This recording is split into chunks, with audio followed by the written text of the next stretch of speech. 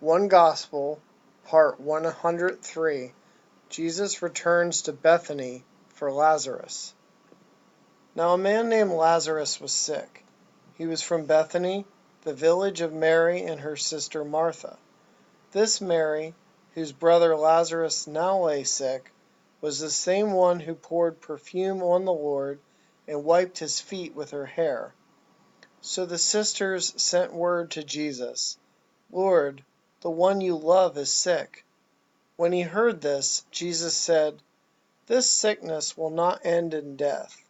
No, it is for God's glory, so that God's Son may be glorified through it." Jesus loved Martha and her sister and Lazarus. Yet when he heard that Lazarus was sick, he stayed where he was 2 more days. Then he said to his disciples, "Let us go back to Judea."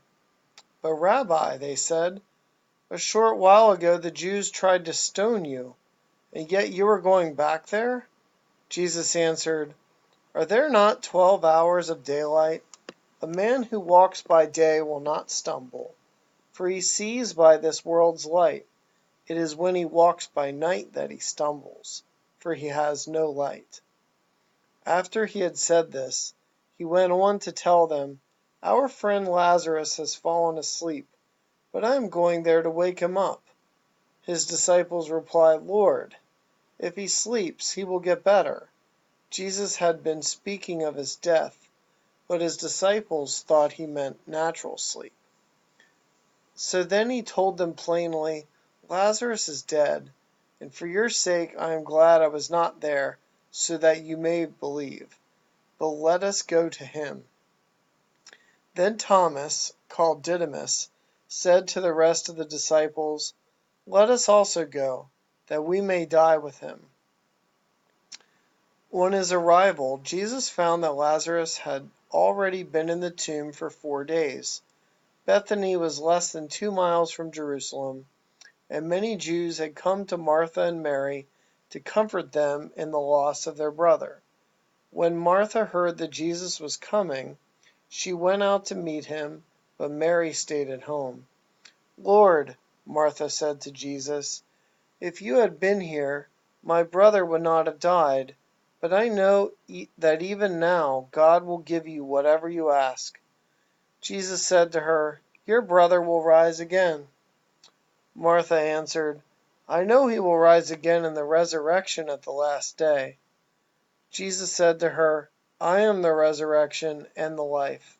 He who believes in me will live, even though he dies. And whoever lives and believes in me will never die. Do you believe this?" "Yes, Lord," she told him. "I believe that you are the Christ, the Son of God, who was to come into the world."